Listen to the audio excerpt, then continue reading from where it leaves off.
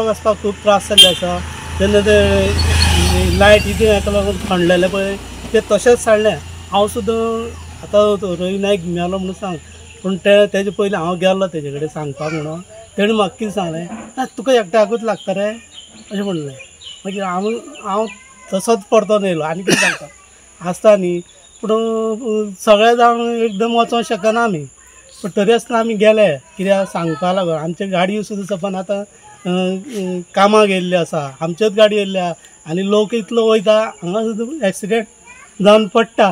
पंचायतीक म्हाका सांगलें कितें बेगीन करचें म्हणून पण ते डिपार्टमेंटा ना ताका सांगना ते म्हणपा लागले आमकां हें काम इलेक्ट्रिसिटीचें म्हणपा लागले।